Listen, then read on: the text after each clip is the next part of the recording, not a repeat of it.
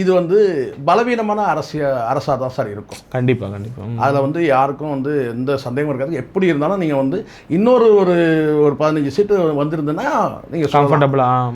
இது எப்படி இருந்தாலும் ஒரு பலவீனமான அரசாக இருக்கும். எந்த நேரத்தில் கவிழ்ந்துருமோன்ற அந்த அச்சத்துடைய நகர்ற மாதிரி இருக்கும். ஸோ பலவீனமான அரசால் வந்து பார்த்தீங்கன்னா மக்களுக்கு வந்து பெருசாக எதுவும் நன்மைகள் செய்ய முடியாது நான் நினைக்கிறேன். பார்க்கலாம் என்ன நடக்குது, பொறுத்து வந்து பார்க்கலாம். இதை இப்படி புரிஞ்சுக்கலாமா? மாற்றுங்கிற புள்ளியில் அவருக்கு ஓட்டு போட்டிருக்காங்க அப்படின்னு வச்சுப்போம். ரெண்டாவது வந்துட்டு அவர் ஒரு உச்ச நடிகராக இருந்திருக்கிறாப்புல, அந்த கிரேஸும் அவருக்கு ஆட் ஆன் வேல்யூவாக மாறி இருக்குது. அதனால தான் அந்த பொசிஷனுக்கு அவரால் வந்திருக்க முடியுது.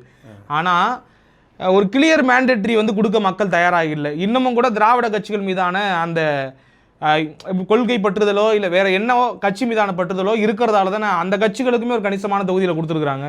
இல்லை, இது உண்மை தானே சார். எப்படி தான் இதை ஏற்றுக்க இந்த ரிசல்ட் வந்து பார்த்தீங்கன்னா என்ன நமக்கு பெருசாக எனக்கு இன்னும் ஒரு சந்தேகம் இருக்காது, நான் அப்புறம் சொல்கிறேன்.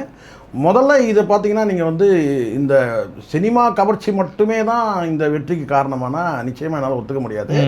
ஏன்னா இங்கே வந்து ஒரு 100ல் ஒரு 40% வந்து சொல்லலாம் சினிமா கவர்ச்சி சொல்லலாம். அவருக்கு வாக்கு போட்டவங்க மீதி இருக்க அந்த 60% கேட்டால் விஜய்க்கு வாக்களிக்கணுன்ற அந்த நோக்கம் இல்லை. அந்த தாவேக்காவோட கொள்கை கோட்பாடு தத்துவங்கள்லாம் நான் வந்து ஈர்க்கப்பட்டிருக்கேன் அதனால் வாக்களிச்சுன்னு சொல்ல முடியாது. 40% வந்து நடிகர் என்பதற்காக, மீதி இருக்க 60% வந்து பார்த்திங்கன்னா 2 கட்சிகளும் மாறி மாறி வாக்களிச்சிட்டோம். இந்த முறை வந்து பார்த்திங்கன்னா 3வது வந்து ஒரு கட்சிக்கு வந்து வாக்களிப்புன்ற அந்த அடிப்படையில் தான் இவங்க வாக்களிச்சிருக்கிறாங்கன்றது என்னுடைய பார்வை. அதை தாண்டி வந்து சில நடவடிக்கைகளை நம்ம கூர்ந்து கவனிக்கும் போது